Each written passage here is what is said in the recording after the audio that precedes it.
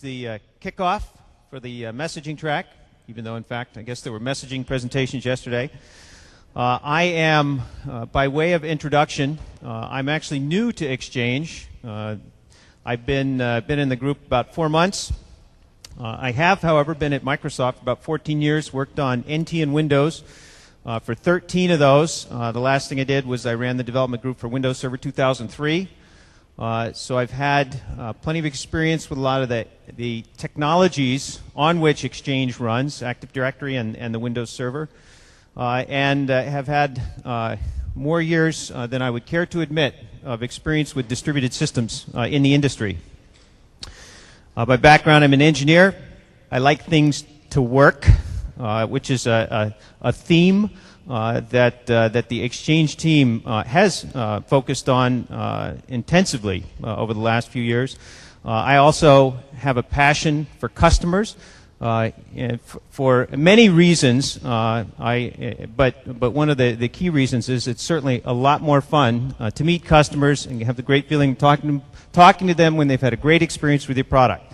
The Exchange team shares that passion for customers, and actually Exchange 2003 as a product really shows that through, and that's some of what we'll talk about today. I want to talk about Exchange 2003 and how it can help you be successful, but also then to talk about where Exchange is going in the future. I'd like to start with a brief survey. First, I'll ask how many people in this room either are responsible for or participate in running a messaging infrastructure. Let's have a show of hands. Well, that makes a lot of sense. That's great. We are partners in this endeavor. Second thing, how many of you are running Exchange 5.5 today? All right. Fewer, but still a substantial number. Here's the trick question. How many of you use email in your job every day? Okay, and then the last question, how many of you like it to work all the time? Okay, all right. Well, I'll tell you what, I see that as one of those, actually the answer to those questions is as some of the reasons that I, after so many years working on the operating system, wanted to move into Exchange. And the word I would use is challenge. There are a number of challenges in messaging, but the most important thing first is that it really matters. These are the challenges that we all face here, both in building the product and deploying the products that provide messaging infrastructure. Keeping it running 24/7, there's been a shift. It's almost like a news flash in some organizations in the last couple of years, though I think it's been more obvious to us, all of us here, for longer than that, is that email is a mission-critical application. 2 years ago, if you asked customers what was more important, email or voicemail, 80% said voicemail. A year ago, 80%, it flipped, 80% said it was email versus voicemail. I know that's the way it's been in my life for much longer than that. So businesses are realizing, and in their business continuance plans, are defining email as one of the mission-critical applications. And one of the reasons is that the messaging infrastructure is used for so much. Clearly, certain types of jobs really can only operate when they have access to email as their communication medium. But even beyond that, many applications are built to utilize email. It's standard line of business applications. And then, of course, the challenges of the environment are extreme. In fact, you know, there was a lot of information about some of the anti-spam efforts, both yesterday and in today's keynotes. When I spent some time talking to some customers yesterday, 9 out of 10 questions were about spam. Spam is top of mind. It was viruses 2 years ago, and now it's just spam and viruses are the challenge of the environment. So it's a tough job, and it matters a lot. Now, coupled with that, of course, just to make it more challenging, is there's a lot of pressure to do more with less. The demands are high, as we just said, but the resources at the same time are reduced. There's pressure to reduce costs in every possible way, often with the simple goal of, somebody told me about a major international corporation, the CIO had a simple goal, take $800 million out of the IT budget every year. Just keep driving it down. I won't say who the company was. It was a large company with a large number like that, but that goal is not uncommon in any organization. It's true at Microsoft as well. Messaging deployment requires integrated planning. It's an integral part of the infrastructure, and especially it's an integral part of not just the line of business infrastructure, but all of the security access, all the different technical infrastructures of the business. And then the internal customers, now that they realize it matters, want service level agreements. This is actually one of the most common things that I've heard in talking to IT people over the last 4 months in my tenure in the Exchange Group. And internally, I'll say, our IT department has actually run and driven features into the product to enable them to run against a specific service level agreement for users too. The actual observed latency and reliability that end users see. But that's what, when I talk to IT people in any organization, they're defining the service level agreements. They talk about disaster recovery for email, something that they weren't as concerned with before, and they define certain customers that need to recover the service but not the data. Others where the data is very critical, and they work the technical solutions for all those things. So this is a key element of the demands on a messaging environment. And then, of course, as you're forced to do more with less, you go to make investments to help reduce cost over time. But you have to be very rigorous about defining the return on investment for every single one. You can't just do things for strategic reasons when money is tight.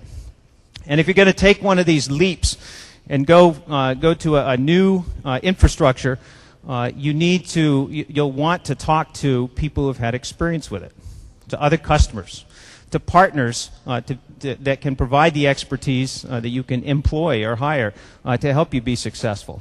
And then lastly, when you make a bet, you want to know that the bet is going to last. And so it's very important to know the future product directions. So we put together a list of the 9 top questions about Exchange. And we didn't make up this list. What we actually did was spend a lot of time talking to a set of our customers, specifically our most valued professionals, MVPs, are people that participate in our communities from all sizes of companies that are experts in the messaging business. So these are the topics we'll talk about in line with each of these major areas, starting with how we can trust the system and how we can better run our infrastructure to be effective, cost-effective, and reliable. What do you do about spam and viruses? What's the best way to deploy? This is one of the key things. If I'm going to deploy Exchange 2003, what's the path that I should take to be successful? And this AD thing, am I really going to get some value out of it, or just have to do it for Exchange? And you know what? Messaging is really only part of the problem. The problem that I really want to solve in most cases is cost-effective communications and collaboration. How does this integrate with other services? Especially, I know Exchange was down a path to be a full collaboration platform. What's the story now? And then, in dealing with this increased scrutiny on new investments, okay, so I've got Lotus. I'm unsure about what direction they're going. The domino future is uncertain. I'm not clear that that's a great bet. Should I look at Exchange? And if so, why? And just so I can be confident, who else is deploying it? Tell me why they're doing it. And lastly, where are you guys going in the future? So we'll go through these one at a time. How do I know I can trust Exchange 2003? Well, there are 2 ways to look at this. One of the first things is that with a technology this complex, it's really key to provide an integrated end-to-end design. You get the best functionality, performance, reliability, manageability. And Exchange 2003 and Outlook 2003 were designed together in a way that was effectively unprecedented. The technology had always been developed and tested, but in 2003, in the 2003 version of Outlook, the teams spent a lot of time together looking at the decoupling of the network characteristics at any given instant, so that the client's more tolerant of latency will basically go out and get data from the server anytime it can. around the capability to do VPN-less access with RPC HTTP. These are just examples. There's a whole myriad of things that were done in concert. And if you've used, let me ask that question. How many are using Outlook 2003? And with Exchange 2003? Okay, that's a smaller number. I tell you, my personal experience, and I mean, you could say I'm biased, but I am as much a critic of our own products as anybody else is, I can assure you. And from using the Microsoft Mail technology internally, even long before Outlook existed, Outlook 2003 is a quantum leap in the actual experience of users, especially as they travel. And that is the result of this coherent design. And that design is carried forward. There are other areas where that's key in our future investments where we're doing exactly the same thing in future versions with other types of technology. The second thing is that the product itself was developed with two key priorities: quality and security. There was a security push for Windows. Actually, I was one of the people that initiated, led, and participated that in Windows. We spent about $100 million over a couple of months shutting down Windows to go back, and we developed a set of techniques to scrub through designs and help engineers find security issues and design in a way that was more secure. Those same techniques were applied across the company, and Exchange was one of the key areas where work was done. It was done in a couple of phases. It was using tools. All the engineers were trained. So there was a deep development review of the Exchange product from a security point of view. The second thing is that it wasn't shipped until it was done. We also did this on Windows Server 2003, where we demonstrated reliability inside and at customers. The same thing was true. There was a gate to release of a measured reliability, and the bar was 99.95%. And that was a combination of Microsoft IT and actual live customer deployment of pre-release code. So that was a simple measure. There was really a full deployment of all the scenarios. And our own IT department really has helped us become industry leading in terms of proving our product. I tell people that we have the largest IT laboratory in the world. We run a 95,000 mailbox messaging infrastructure, and there is released code run on that for no more than about a week at any given time, because it then is shifted to the next interim set of code that we're working to prove out before release, such as service packs and things like that. So it is a place where we do lots of product proving. That's an example where the IT organization put features during the development of Outlook and Exchange 2003, pushed features into Outlook so that they could monitor the actual end-user experience. Right? So this is a combination of really a three-way partnership between Outlook, Exchange, and our IT organization. It's really an engineering team that has people that face the challenges that you do in your job as part of that team. And they get to decide as well, along with the rest of the team, about whether the product's ready to ship. There's a couple of points here. This Pella, the company that builds windows and doors, did a lot of consolidation. This was on 2003.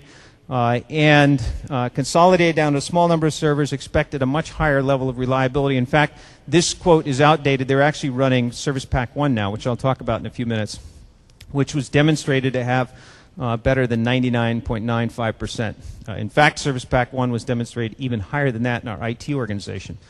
But our IT organization internally won an award from our CFO. A number of these were handed out for different reasons. People that saved money or helped the efficacy of the business in some significant way. And they got that award by reducing the number of servers to 61% and reducing the number of sites around the world that we had Exchange servers at from 73 down to 7, saving $10 million a year. You too can have that experience. So, next question. I've got this big, complicated infrastructure. How do I make sure I can keep it running?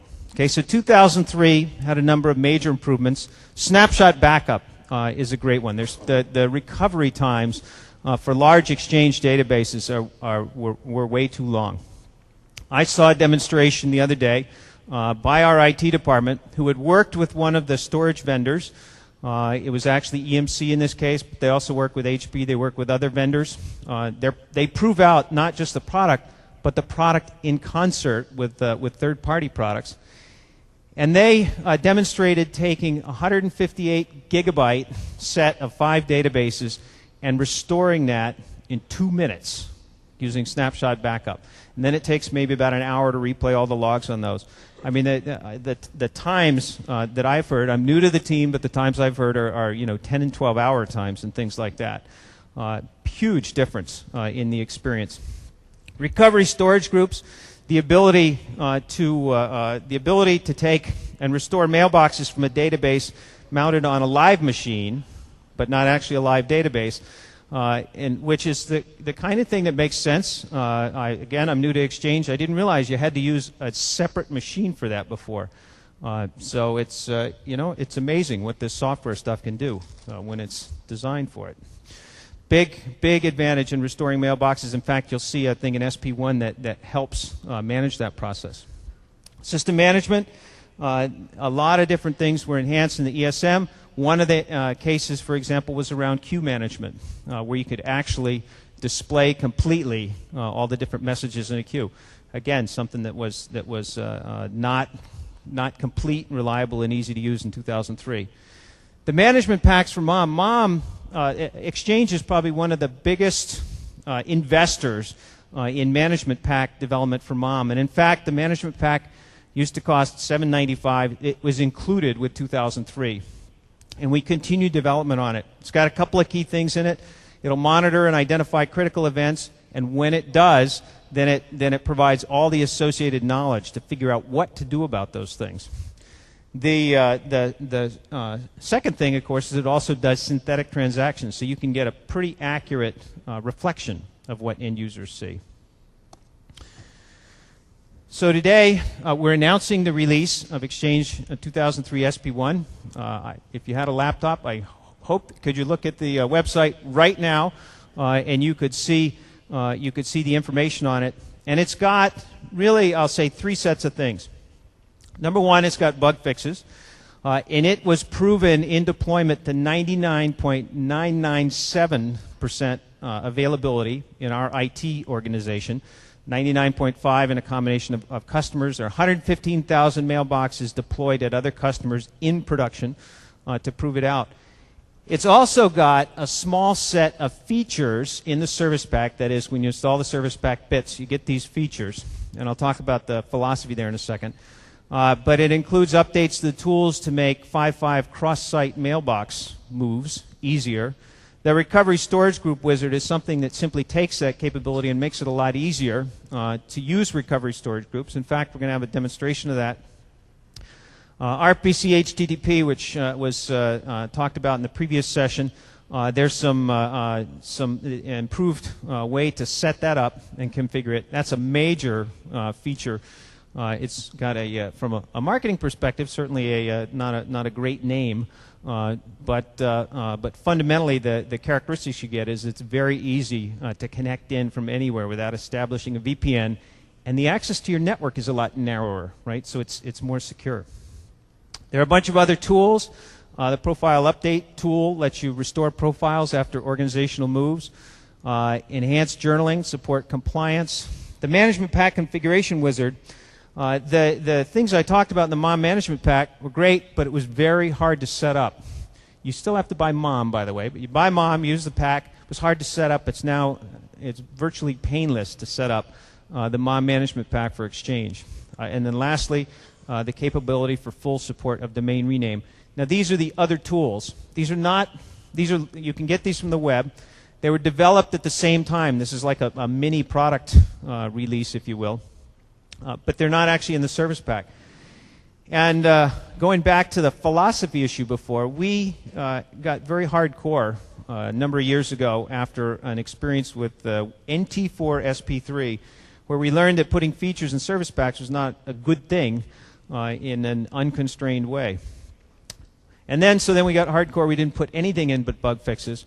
And then I think we've really achieved the right balance now. We will put very small things in under one basic philosophy.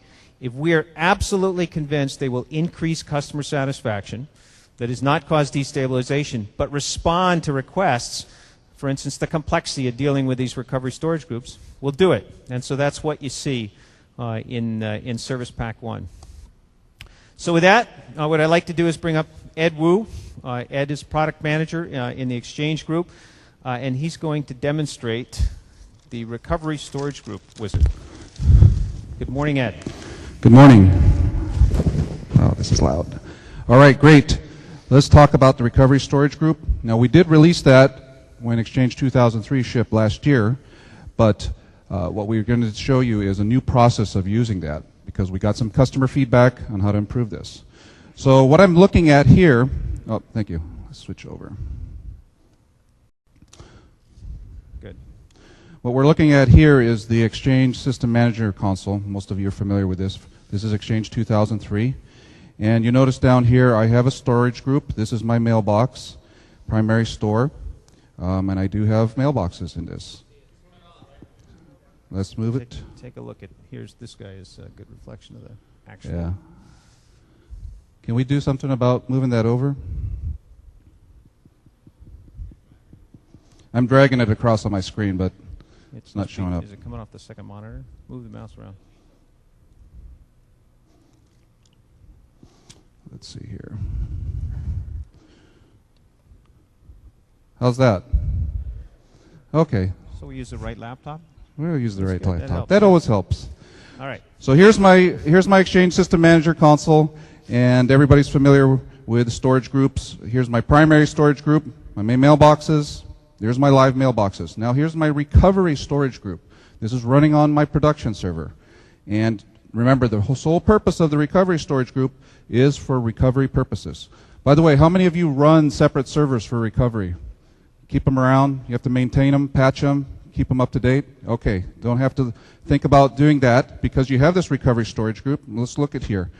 Now, to save time for this demo, I've already recovered to the recovery storage group. So you see these mailboxes in here.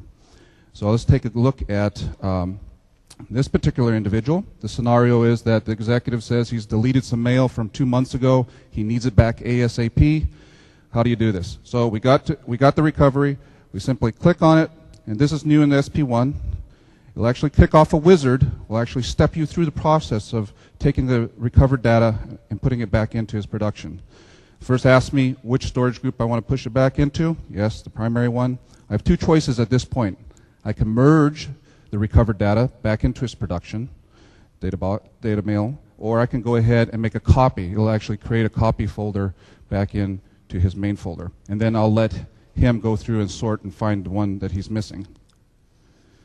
I can actually schedule this. So maybe you don't want to do this during prime time, or I also want to set up a cutoff time if this is going to take a long process. So I have the luxury of doing that. And I've just set it off. It's doing it now, and it's actually done. It's finished. So let's go take a look very quickly what that looks like. I'll refresh the screen. And this is the mailbox. This is Outlook Web Access, by the way, in Exchange 2003. And look, here is the folder, the recovered data that I just did, and some of the items that are in there. So, very quickly, I've done this. He's back online. He can go get his mail, and you can go take an early lunch because you just finished your job, and think about what you want to do with those recovery storage servers that you have right now for other purposes. Thank you. All right, great. Thanks, Ed.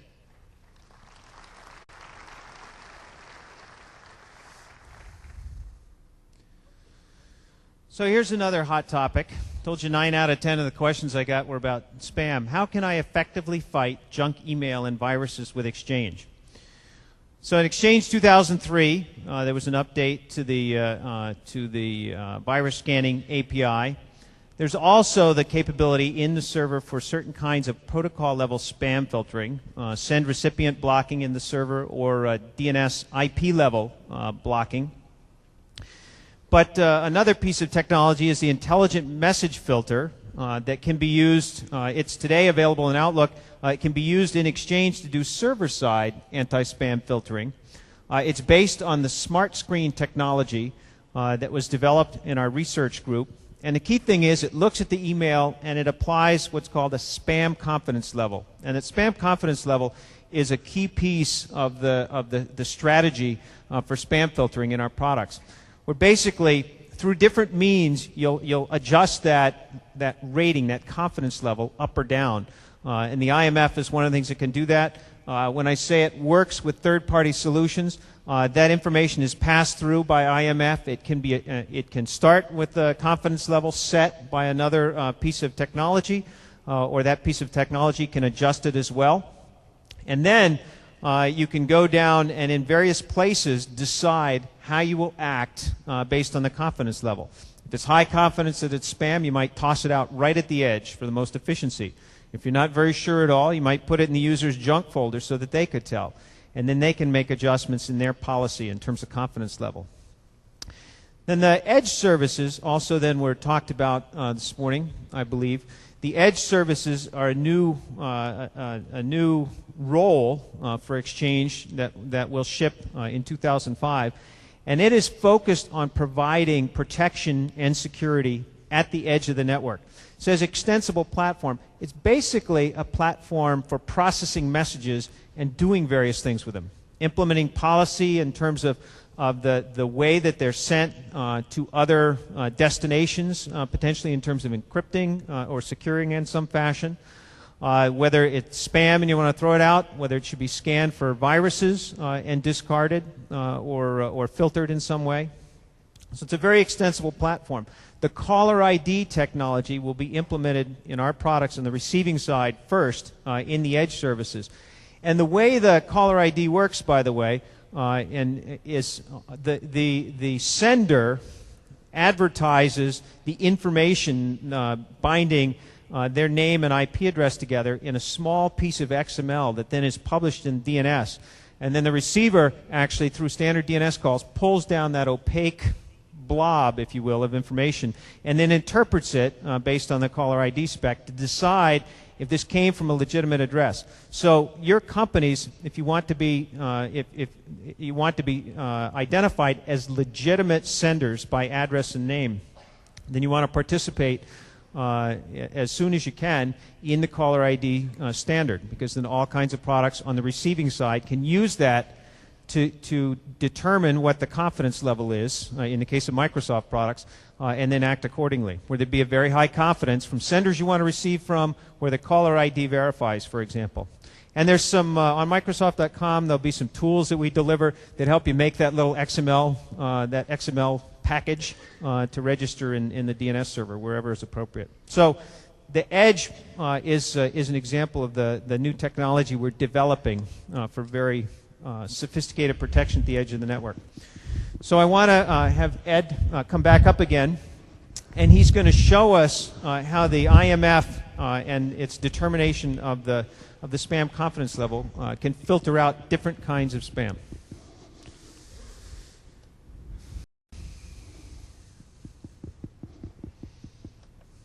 Okay. So let's hope we're on the right screen this time. We got it. All right, so let's go back to Outlook Web Access. Now, I didn't tell you previously, this is a newly provisioned mailbox, so there's nothing in here. There's nothing in the junk mail folder. So remember this. We'll come back to this in a moment. Let's go back to the Exchange System Manager screen and go ahead and set up the intelligent message filter for Exchange 2003. So what I do is let me close this so it looks a little bit neater. Let's go to the global settings, and we'll go ahead and look at the message delivery properties. And notice we have multiple tabs here. We have sender filtering, connection filtering, recipient filtering. Those are things we released last year when we released Exchange Server 2003.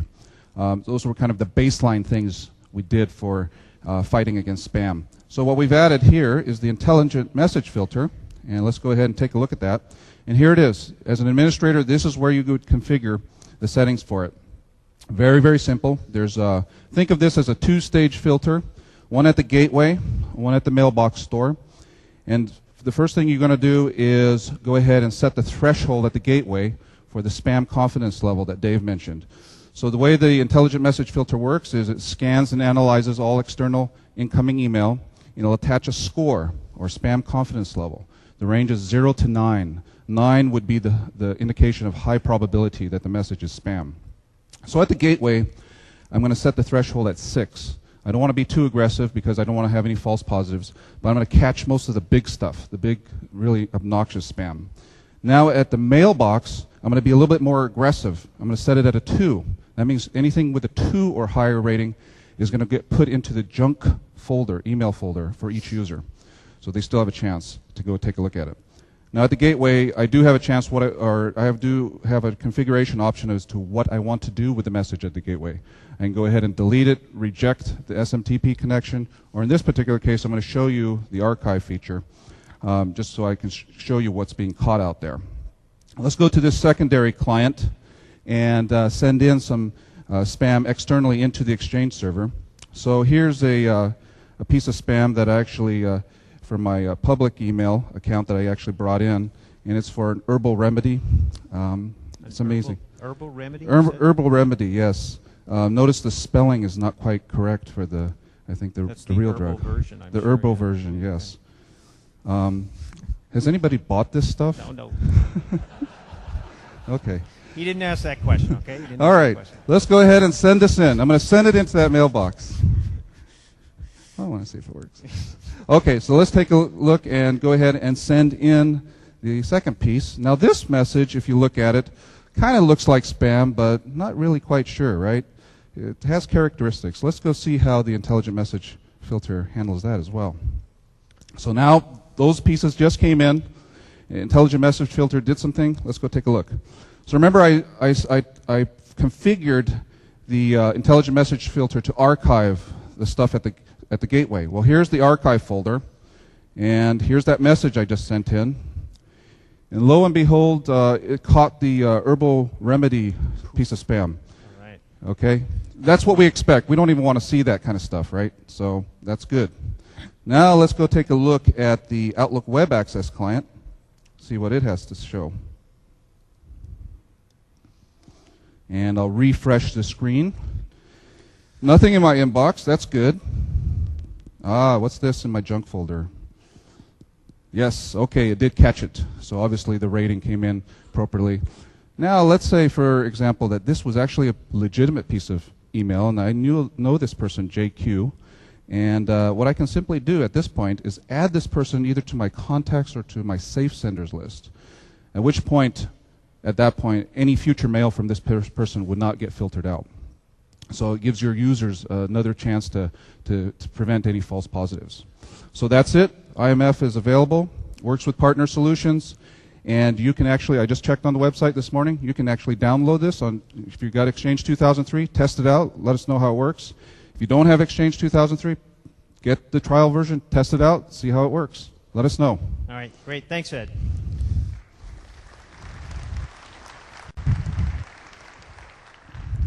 Another weapon in the war on spam.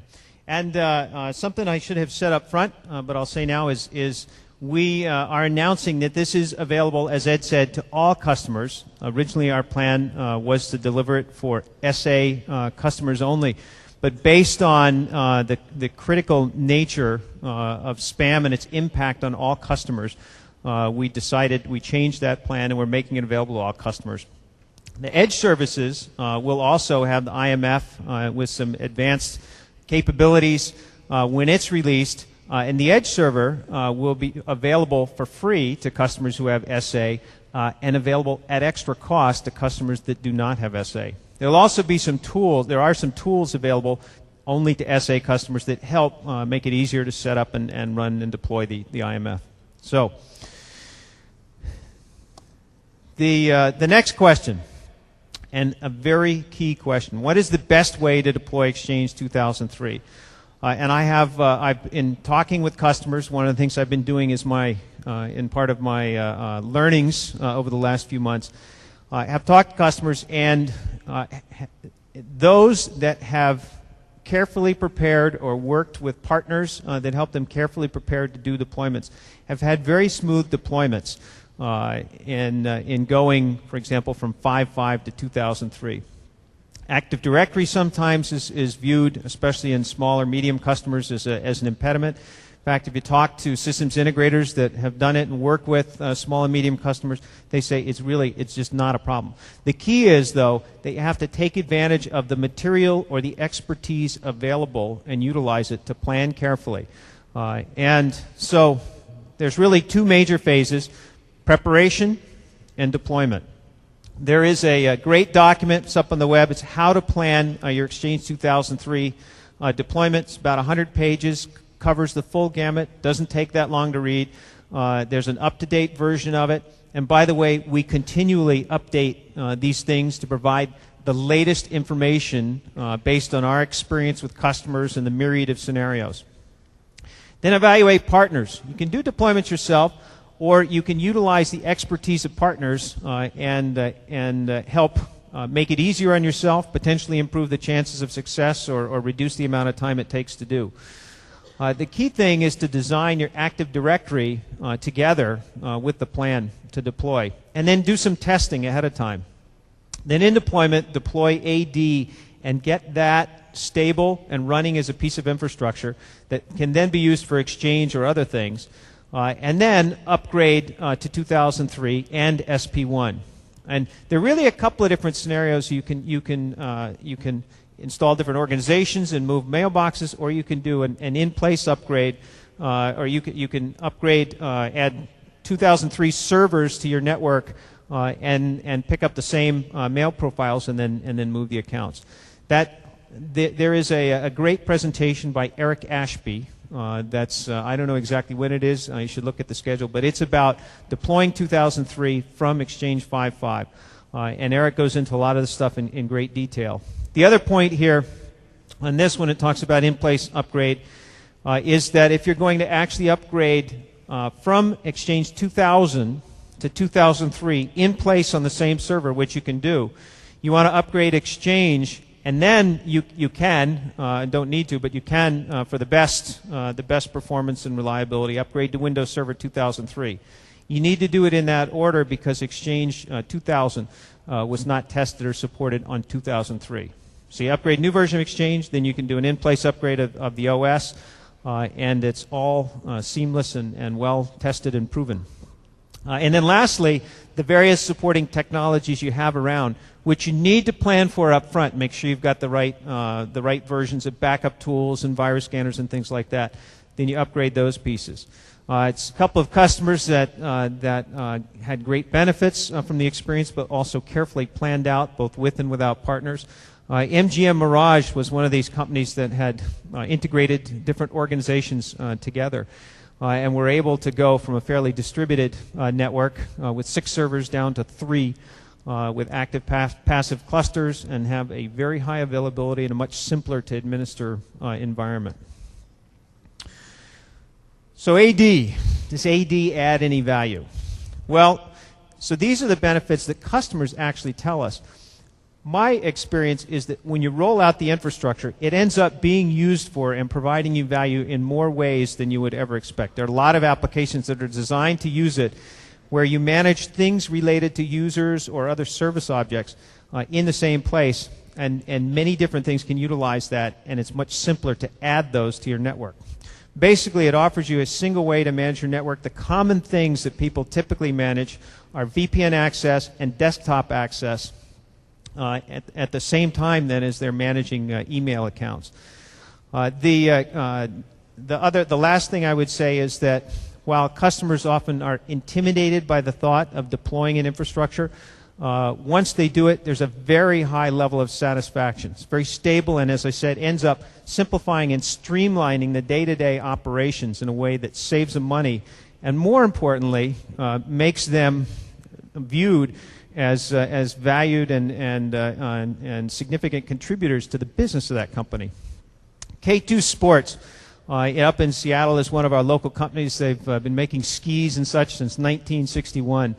And Heather Baker, who was their director of IT, I actually had dinner with Heather last night. She came into that company 4 years ago, and the IT organization and the IT services were basically in chaos. A bunch of different kinds of technologies. The people didn't, the end users didn't trust the IT department.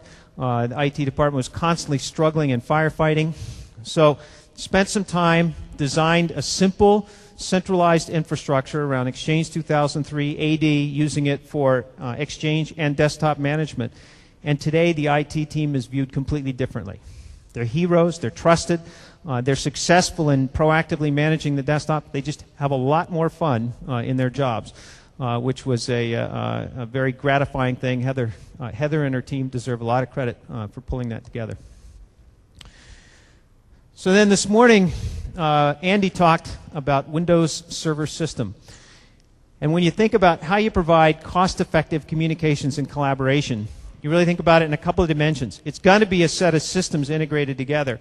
And the first important thing is, can you trust each of those systems? And if they're very disparate, how are they going to be integrated? Well, Windows Server System is about building servers that can work together and that you can trust, that you're familiar with, so you don't have to learn a lot of new things every time, and then thereby are very cost effective. And the Windows Server brand today is driven by the common security and management infrastructure in Windows, is progressing to be a much broader and more sophisticated set of criteria across all the Windows Server, including things like error reporting and update, and the consistent support around 64 bits and all kinds of criteria on availability, so that when you buy any Windows System Server, Windows Server System product, you can be confident that it will be easy and consistent to manage, and you'll be familiar with it. Then on the user side, the other thing is to provide these services in a way that they are accessible to users without a lot of complexity. It's very key that they be integrated together. And so when you think about live communication services and SharePoint and Exchange as really the collaboration and communications platform at Microsoft, do you want to have to jump between different applications as you do your work? And the answer is no, particularly around the individual. You want to be able to access these different services as seamlessly as possible. So what I like to do is bring up Kevin McQuistion, a group product manager in the Exchange group, and he's going to show us some examples of how that works. Thanks, Kevin. Okay, so what I want to show you is actually, from an end user perspective, some of the integration between Exchange and some of the other servers, and what are the benefits that they actually get. Now, one thing I'll mention to you as IT folks is you're going to see some of this and go, I'm not sure if I want to enable that. One of the things that Andy talked about this morning was that we're trying to put more tools out there for you to be able to control those SharePoint sites. What you clearly see is that SharePoint is the place for collaboration going forward, and so there's a lot of work that we're doing between Exchange and SharePoint to do that together. So here I have an inbox. You see all the standard Outlook 2003 things of flagging and things like that. And what I'm going to do is I'm going to go and I'm going to open up a new message. And I'm going to type in a couple people. These are virtual PC demos running on these machines. So we're going to actually test out the live scenario. And what I'm going to do is I'm going to look at these folks. And what you see is the little pawn there. I'm not sure how well you can see it. There's a little green pawn. Green means that person is actually online. And so if I right-click on that, what comes up is all of the Active Directory information about that person. So back to that question about, does AD add any value? All this information is here, not just for Exchange, for Live Communication Server, all their SharePoint information. It's all based right here. So I see that the person is free till 5 p.m. I can go schedule a meeting with them. I can call their work, especially if I have an IP phone hooked in. I can send them mail, send them an instant message. These are all things that I can do straight from this dialog. And the other thing you see is then if the person is not online, then a red dialog box. So this is embedding presence. What I'm going to do is I'm going to create something called a document workspace. And for the purpose of this demo, we're a pharmaceutical company called Contoso, Microsoft's favorite example, although we got a new one this morning if you were at Andy Lee's keynote. And so what I'm going to do is I'm going to go insert a document. And so here's a file on FDA approvals. And what I can do on the right, you can see I can either send that as a regular attachment, the most common collaboration mechanism among users today, or I can actually do a shared attachment, and I can put that into my site on the document workspace. I'm going to send that off to those folks. And you see that comes up and says one or more shared attachment is already a part of a document workspace, just making sure that we're not creating another one. I happen to know that, this is good, so I'm going to go ahead and do that. And then that's going to actually create a workspace. So while the server's churning in the background, I'm going to pull up one that I already had created called Monthly Sales Report. And you can kind of see this is basically a Windows SharePoint Services site that has all the things that you would expect. Now, one other thing some folks don't know about is that you can also create something called a meeting workspace. So if I go into a calendar and I decide that I actually want to create a meeting this afternoon, and I want to actually make that a meeting, I'm going to call this, FDA kickoff. And then what you see is you don't see anything on this until I go to the scheduling and I put in a user to collaborate with. When I go back, I'll see that there's this button called Meeting Workspace that gets enabled. When I click on that, over on the right comes up this Meeting Workspace button where I can go create a workspace around a meeting, and this goes out then and creates a Windows SharePoint Services site that enables you to have all this information about the meeting. Now, if I move the meeting, it will send that info out and update that as well, and that's all enabled. The other thing I just quickly want to show you is that if I was working out of Outlook Web Access, I would be able to do the same thing, have the same user interface, another design point, Exchange 2003, and then the monthly sales report document workspace is there for me to click on as well. Now I want to switch gears just a second. I want to go to SharePoint Portal Server and show you an overall company homepage like you might have on your own. And what I have here is I have a search capability, and they mentioned this morning in Andy's talk, but I'm going to go search for something called Vitamin X. And this is going to be SharePoint Portal Server search going out and looking across all of our documents. And one of the things you'll see is it comes back with a whole bunch of information about that. And then one of the pieces of that is actually public folder information that I can go in and connect to, and it will pull up a post to a public folder. One of the other things you can do that I'm not going to show you today is you could get the email address of the public folder. You could put that into an actual email that you address, and then you could save a document to a public folder that also gets posted to a SharePoint site. So these are all things that are enabled. This is initial work that we have to do. There's a lot more to do here, but I kind of wanted to kick that off. Last thing I want to show you was that when I go down to my site, we have an embedded web part here where you see the calendar, Alex Hankins' calendar is embedded into this web page, and so that's all nicely integrated. I have all my documents, I have my interests and all this nice user interface. So some initial steps, lots more to do here, but I'm very excited about where we're going with this going forward. All right, that's great, Kevin. Thanks.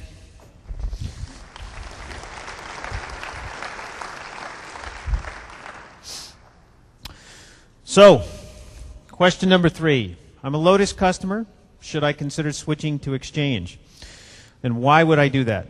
Well, Exchange easily has the best Outlook server and Office integration. Now, to be clear, Outlook, Steve yesterday talked about the fact that integrated innovation and trustworthiness as a partner and such all implies there's still choice, right?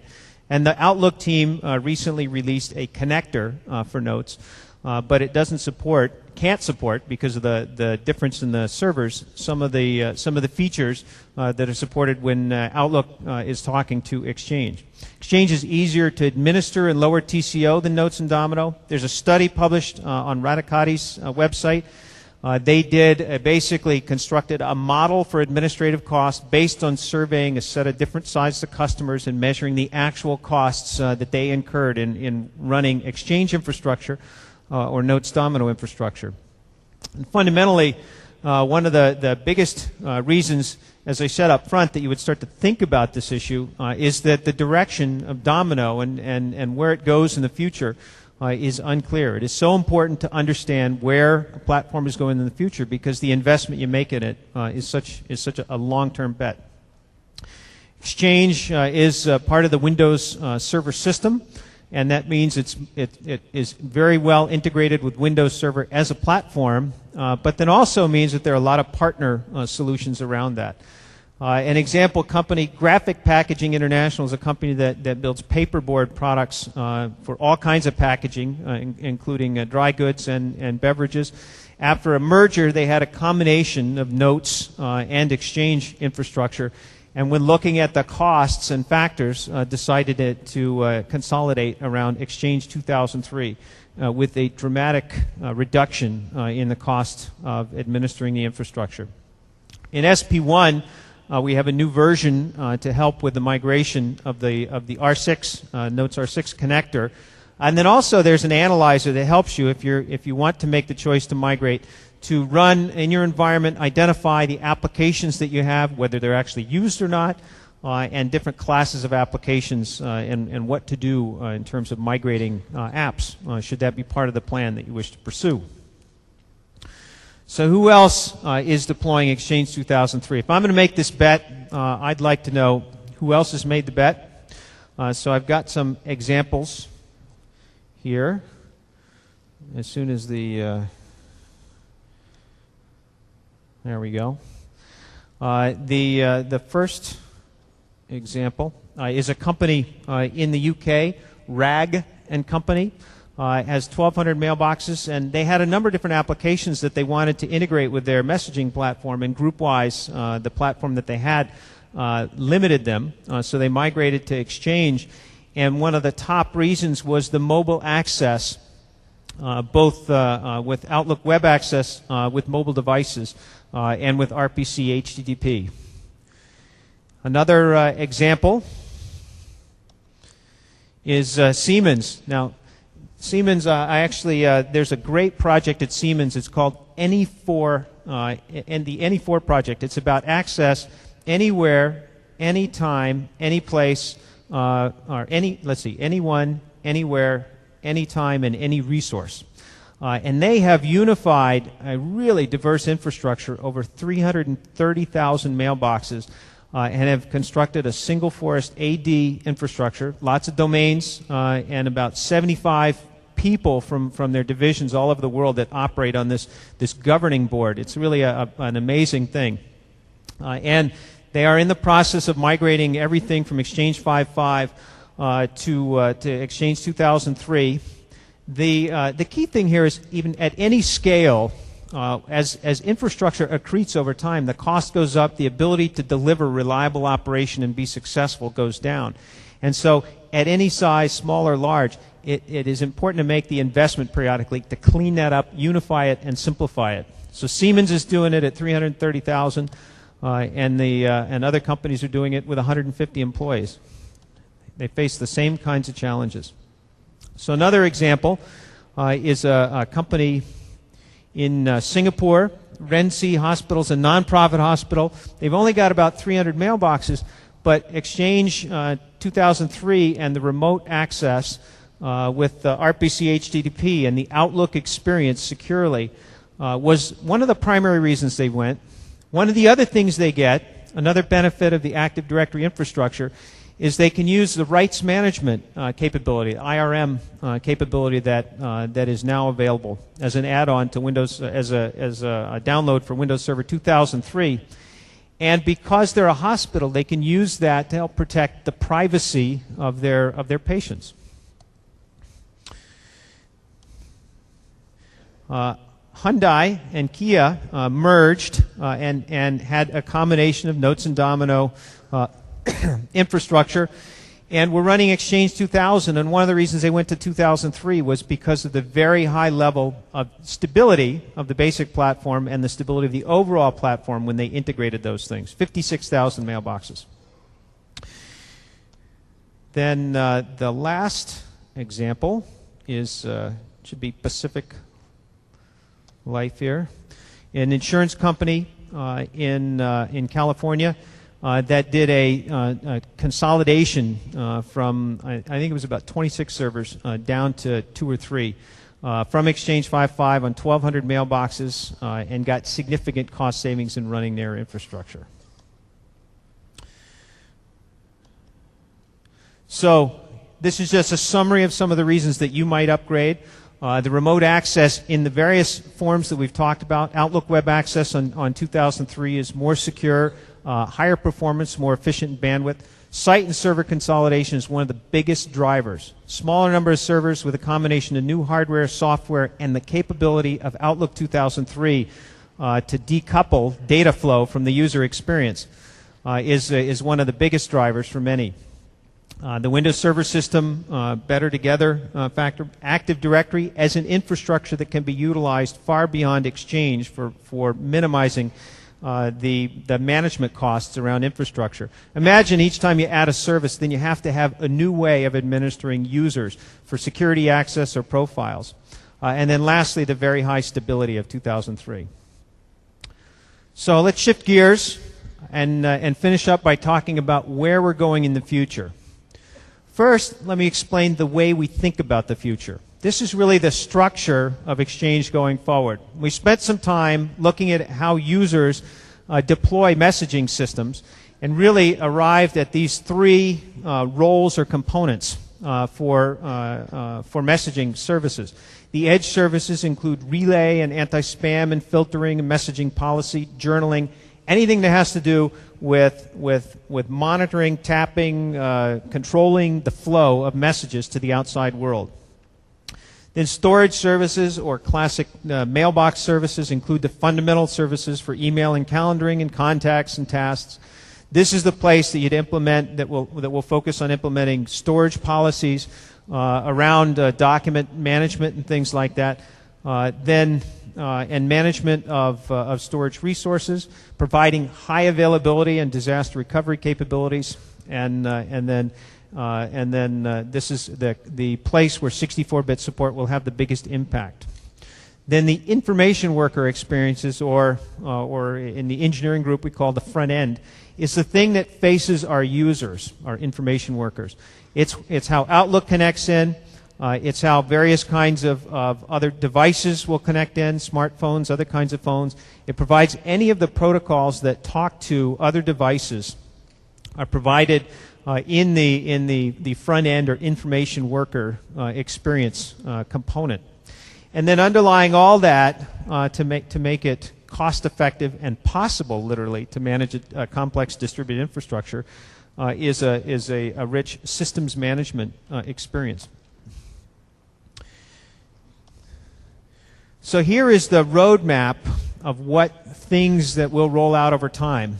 And this roadmap, of course, will be updated over time as well as we move forward. Today, there's a whole series of things. You can see at the bottom, there are a couple of things. The improved deployment and troubleshooting tools are in Service Pack 1, and Service Pack 1 itself is shipped. I said that the Edge services would be released in 2005. And there's one other area here I actually want to spend a couple of minutes talking about. We continue, and it's very much a personal philosophy of mine, to continue to invest in the current product. To make investments in future product to drive customer satisfaction exclusively means that it'll take a long time, literally 6 or 7 years often, before the impact is actually felt by end user, by IT administrators and users.